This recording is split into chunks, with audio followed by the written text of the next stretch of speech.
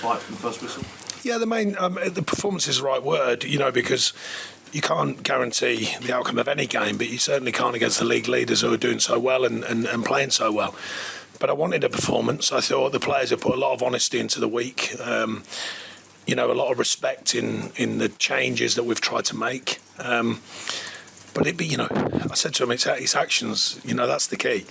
And I thought you could clearly see there was a response. I thought the fans were terrific. I thought they give us an immediate start point. And I know the players, and myself, we have to earn that.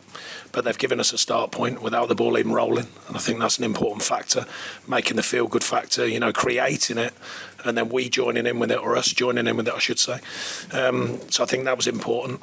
And then the performance was built on the belief in the base, as I call it, that a team in my way of working have to have. The belief in each other, the respect in each other, the teamship, and then galvanise with the tactics. We can still provide. There's the quality that's here. I still think we can provide more quality at times, but that grows with confidence. And I think trying to get the basic principles of how we work and the acceptance of that. You've known me a while. It always starts. Minimum requirement is maximum effort, and there was definitely maximum effort today.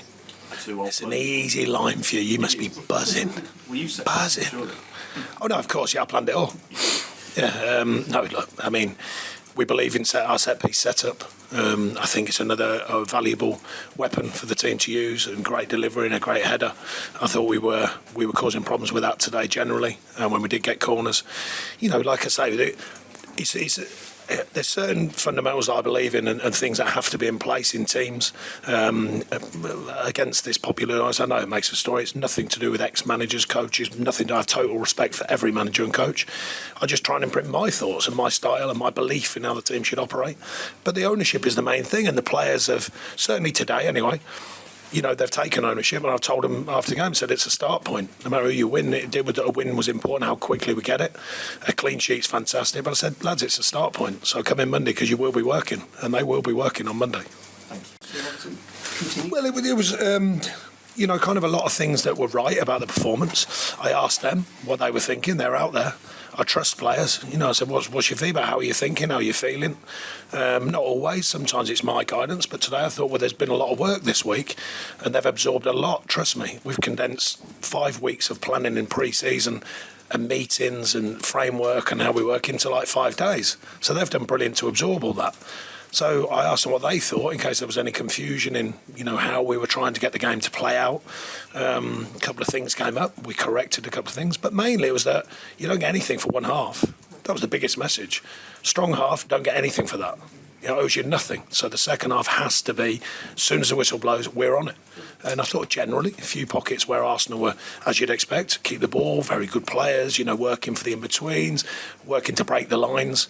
But I think Connor clipping off the line in the first half, but I don't remember too many, when Arsenal can, the way they're playing, they can really open you up.